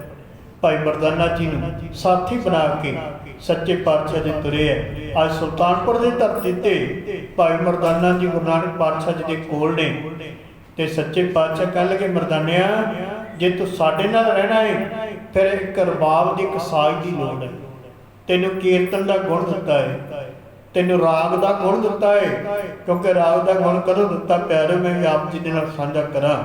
ਜਦੋਂ ਸੁਲਤਾਨਪੁਰ ਦੀ ਧਰਤੀ ਤੇ ਸੱਚੇ ਪਾਤਸ਼ਾਹ ਜੀ ਦਾ ਰਿਸ਼ਤਾ ਹੋਇਆ ਹੈ, ਤੇ ਜਦੋਂ ਸੱਚੇ ਪਾਤਸ਼ਾਹ ਜੀ ਨੂੰ ਸਗਨ ਲਾਇਆ ਗਿਆ ਨਾ ਧੰਨ ਗੁਰੂ ਨਾਨਕ ਪਾਤਸ਼ਾਹ ਜੀ ਨੂੰ, ਬੇਬੇ ਨਾਨਕ ਜੀ ਦੇ ਘਰ ਸੁਲਤਾਨਪੁਰ ਦੀ ਧਰਤੀ ਤੇ ਬਟਾਲੇ ਤੋਂ ਬਾਬਾ ਮੂਲ ਚੰਦ, ਸਤਿਕਾਰਯੋਗ ਮਾਤਾ ਚੰਦੋ ਰਾਣੀ ਜੀ, ਤਿੰਨਾਂ ਨੇ ਸਪੁੱਤਰੀ ਮਾਤਾ ਸੁਲੱਖਣੀ ਜੀ ਦਾ ਸ਼ਗਨ ਲੈ ਕੇ ਸੁਲਤਾਨਪੁਰ ਪਹੁੰਚਦੇ ਹੈ। ਧੰਨ ਗੁਰੂ ਨਾਨਕ ਪਾਤਸ਼ਾਹ ਜੀ ਦੀ ਝੋਲੀ ਦੇ ਵਿੱਚ ਇਹ ਸ਼ਗਨ ਪਾਉਣ ਲੱਗੇ ਤੇ ਬੇਅੰਤ ਸੱਚੇ ਪਾਤਸ਼ਾਹ ਜੀ ਨੇ ਪੁੰਨ ਦਾਨ ਕੀਤਾ। ਬੇਬੇ ਨਾਨਕੀ ਜੀ ਨੇ ਬੜਾ ਪੈਸਾ ਵੰਡਿਆ, ਮੋਹਰਾਂ ਵੰਡੀਆਂ, ਕੱਪੜਾ ਦਾਨ ਕੀਤਾ, ਬੜਾ ਲੰਗਰ ਲਾਇਆ, ਬੜੀਆਂ ਖੁਸ਼ੀਆਂ ਮਨਾਈਆਂ। ਉਸ ਸਮੇਂ ਵੀ ਭਾਈ ਮਰਦਾਨਾ ਜੀ ਉੱਥੇ ਗਏ ਹੋਏ ਸਨ, ਸੱਚੇ ਪਾਤਸ਼ਾਹ ਜੀ ਦੇ ਕੋਲ ਸਨ। ਜਦੋਂ ਸਾਰਿਆਂ ਨੂੰ ਸਾਰਾ ਪੁੰਨ ਦਾਨ ਕਰ ਦਿੱਤਾ ਨਾ, ਸ਼ਗਨ ਪੈ ਗਿਆ ਤੇ ਸੱਚੇ ਪਾਤਸ਼ਾਹ ਜੀ ਨੇ ਜਿਹੜਾ ਚੋਲਾ ਉਸ ਸਮੇਂ ਪਾਇਆ, ਜਿਹੜਾ ਕੁੜਤਾ ਪਾਇਆ ਸੀ ਆਪਣੇ ਗਲ, ਉਹ ਬੜਾ ਸੋਹਣਾ ਸੀ, ਬੜਾ ਪਿਆਰਾ ਲੱਗਦਾ ਸੀ। ਭਾਈ ਮਰਦਾਨਾ ਜੀ ਆਏ, ਕਹਿਣ ਲੱਗੇ ਸੱਚੇ ਪਾਤਸ਼ਾਹ ਬੜਾ ਲੋਕਾਂ ਨੂੰ ਦਾਨ ਕਰ ਦਿੱਤਾ, ਬੜਾ ਗਰੀਬਾਂ ਨੂੰ ਅਮੀਰ ਬਣਾ ਦਿੱਤਾ ਤੁਸੀਂ, ਤੇ ਮੈਨੂੰ ਕੁਝ ਵੀ ਨਹੀਂ ਦਿੱਤਾ। ਮੈਂ ਵੀ ਤਾਂ ਤੁਹਾਡੇ ਘਰ ਦਾ ਡੂਮ ਹੈ, ਤੁਹਾਡਾ ਸਾਥੀ ਹੈ, ਮੈਂ ਵੀ ਤਾਂ ਗਰੀਬ ਸੀ। ਸੱਚੇ ਪਾਤਸ਼ਾਹ ਕਹਿਣ ਲੱਗੇ ਮਰਦਾਨਿਆ, ਤੈਨੂੰ ਰਾਗ ਵਿਦਿਆ ਦਿੱਤੀ, ਰਾਗ ਵਿਦਿਆ, ਅੱਜ ਤੋਂ ਬਾਅਦ ਤੂੰ ਰਾਗੀ ਬਣੇਗਾ, ਤੇਰਾ ਨਾਂ ਸੰਸਾਰ ਵਿੱਚ ਚਮਕੇਗਾ। ਉਸ ਸਮੇਂ ਸੱਚੇ ਪਾਤਸ਼ਾਹ ਜੀ ਨੇ ਰਾਗ ਵਿਦਿਆ ਆਪਣੀ ਕੁੜਮਾਈ ਦੀ ਖੁਸ਼ੀ ਦੇ ਵਿੱਚ ਭਾਈ ਮਰਦਾਨਾ ਜੀ ਨੂੰ ਦਿੱਤੀ, ਨਾਲੇ ਆਪਣੇ ਗਲ ਤੋਂ ਲਾ ਕੇ ਉਹ ਚੋਲਾ ਭਾਈ ਮਰਦਾਨਾ ਜੀ ਨੂੰ ਬਖਸ਼ਿਸ਼ ਕਰ ਦਿੱਤਾ। ਕਹਿਣ ਲੱਗੇ ਮਰਦਾਨਾ ਗਲ ਵਿੱਚ ਪਾ ਲਾ, ਤੈਨੂੰ ਅਸੀਂ ਆਪਣਾ ਰੂਪ ਦੇ ਦਿੰਦੇ ਹਾਂ। ਭਾਈ ਸਾਹਿਬ ਭਾਈ ਗੁਰਦਾਸ ਜੀ ਨੇ ਪਾਵਨ ਬਚਨ ਲਿਖੇ, ਇੱਕ ਅਕਾਲ ਰੂਪ ਆਪ ਬਾਬਾ, ਦੂਜਾ ਭਾਈ ਰਬਾਬੀ ਭਾਈ ਮਰਦਾਨਾ। ਆਪਣਾ ਰੂਪ ਸੱਚੇ ਪਾਤਸ਼ਾਹ ਜੀ ਨੇ ਦੇ ਦਿੱਤਾ ਭਾਈ ਮਰਦਾਨਾ ਜੀ ਨੂੰ। ਕਿੰਨਾ ਕੁ ਪਿਆਰ ਹੋਵੇਗਾ, ਅੰਦਾਜ਼ਾ ਲਾਇਓ ਭਾਈ ਮਰਦਾਨਾ ਜੀ ਦੇ ਨਾਲ। ਸਵਾਰ ਤੇ ਪਿਆਰਿਓ, ਇਹ ਸਮਾਂ ਆਪਣੀ ਚਾਲੇ ਚੱਲਦਾ ਗਿਆ ਹੈ। ਭਾਈ ਮਰਦਾਨਾ ਜੀ ਨੂੰ ਸੱਚੇ ਪਾਤਸ਼ਾਹ ਨੇ ਕਿਹਾ ਕਿ ਰਬਾਬ ਦਾ ਪ੍ਰਬੰਧ ਕਰ, ਤੈਨੂੰ ਰਾਗ ਵਿਦਿਆ ਦਿੱਤੀ ਹੈ, ਸਾਨੂੰ ਜ਼ਰੂਰਤ ਹੈ ਕਿ ਤੂੰ ਕੀਰਤਨ ਕਰੇ, ਆਪਾਂ ਉਸ ਨਿਰੰਕਾਰ ਦੇ ਨਾਲ ਜੁੜੀਏ, ਨਿਰੰਕਾਰ ਦੀ ਬੰਦਗੀ ਕਰੀਏ, ਭਜਨ ਸਿਮਰਨ ਕਰੀਏ, ਜਿਹਦੇ ਨਾਲ ਸੰਸਾਰ ਦਾ ਪਾਰ ਉਤਾਰਾ ਹੋ ਸਕੇ। ਭਾਈ ਮਰਦਾਨਾ ਜੀ ਚੱਲ ਕੇ ਗਏ ਬੇਬੇ ਨਾਨਕੀ ਜੀ ਦੇ ਘਰ। ਬੇਬੇ ਨਾਨਕੀ ਨੂੰ ਜਾ ਕੇ ਬੇਨਤੀ ਕੀਤੀ, ਬੇਬੇ ਮੇਰਾ ਬਾਬਾ ਰਬਾਬ ਮੰਗਦਾ ਹੈ, ਮੈਨੂੰ ਪਤਾ ਨਹੀਂ ਰਬਾਬ ਕਿੱਥੋਂ ਮਿਲਣਾ ਹੈ, ਤੁਸੀਂ ਕਿਰਪਾ ਕਰੋ ਮੈਨੂੰ ਰਬਾਬ ਲੈ ਕੇ ਦਿਓ। ਬੇਬੇ ਨਾਨਕੀ ਜੀ ਨੂੰ ਬੜੀ ਖੁਸ਼ੀ ਆਈ, ਕਿਉਂਕਿ ਭੈਣ ਸੀ, ਪਿਆਰ ਸੀ। ਕਹਿਣ ਲੱਗੇ ਧੰਨ ਭਾਗੇ ਮਰਦਾਨਿਆ, ਮੇਰੇ ਵੀਰ ਨੇ ਕੋਈ ਚੀਜ਼ ਮੇਰੇ ਕੋਲੋਂ ਮੰਗੀ ਹੈ, ਮੇਰਾ ਵੀ ਹਿੱਸਾ ਇਸ ਸੰਸਾਰ ਨੂੰ ਤਾਰਨ ਦੇ ਵਿੱਚ ਪੈ ਜਾਵੇਗਾ।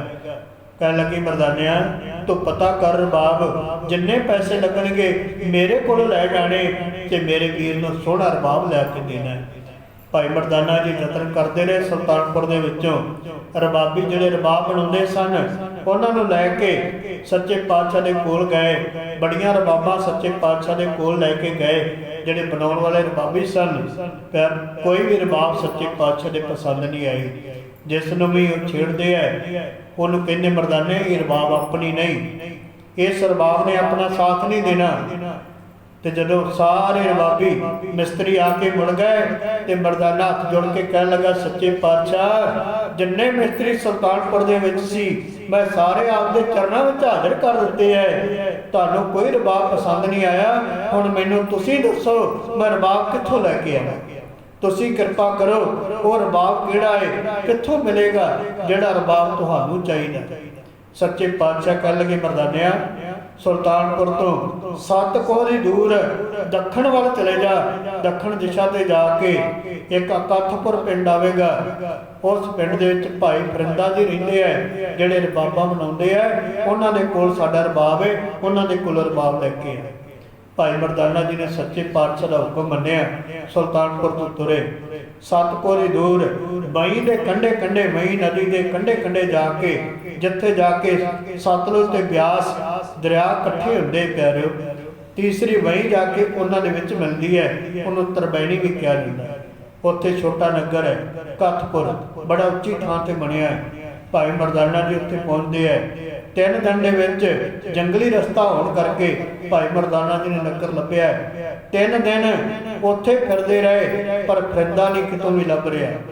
तीसरा दिन जदों चढ़िया है, भाई फरिंदा जी देखते हैं कि इस बंदे नूं, इस पुरख नूं 2 दिन हो गया, तीसरा दिन है, ये रोजाना इत्थे बैठता है, सारी दिहाड़ी फिरदा रहिंदा है, पता नहीं की लभदा है की गवाचा है।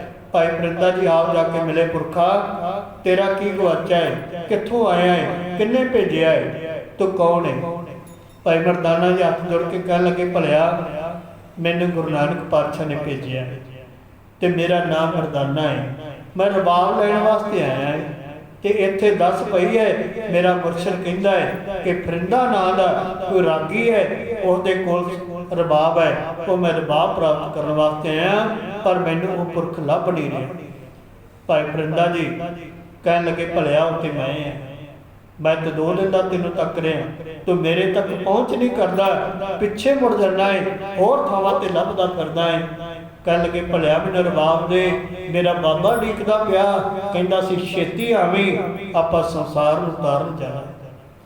कह लगे, मैं भी ते बाबे नूं ढीकदा। भाई फरिंदा जी कह लगे, मैं भी बाबे नूं ढीकदा, बाबे दी रबाब लैके उन्हां दी उਡੀक करदा पिया, कदों सच्चे पातशाह आउण ते अपनी मानत अपनी रबाब मेरे कोलों लै लैण, ते मैं भी संसार तो मुक्त होके अपना कारज करके वापस जावां। भाई मर्दाना जी कह लगे, लिया रबाब दिखा, जेड़ा मेरे बाबे ने वचन किया है मैं वो पहला पूरा करना है। सच्चे पातशाह ने कह के घल्लिया सी ना, मर्दानिया जेड़ा अपना रबाब है ना, वो जो तार नूं छेड़ेगा, ਉਹਦੇ ਵਿੱਚੋਂ 7 ਕਰਤਾਰ तू ही निरंकार ਦੀ ਧੁਨ ਉੱਠੇਗੀ, आवाज आवेगी, ਉਹਨੂੰ ਸੁਰ ਕਰਨ ਦੀ ਲੋੜ नहीं, वो सुर कीती कोई रबाब, क्योंकि सच्चे पातशाह जी ਦਾ ਸਾਜ प्यारे बेसुरा नहीं सी, वो सुर विच सी, वो बेसुरे लोगों नूं सुर विच करन वास्ते सच्चे पातशाह जी लैके आए सन। और रबाब जदों धुन छेड़ी है, तू ही निरंकार की आवाज़ आई, भाई मर्दाना जी नूं बड़ी खुशी हुई, कहन लगे हुण मेरा बाबा बड़ा खुश होवेगा।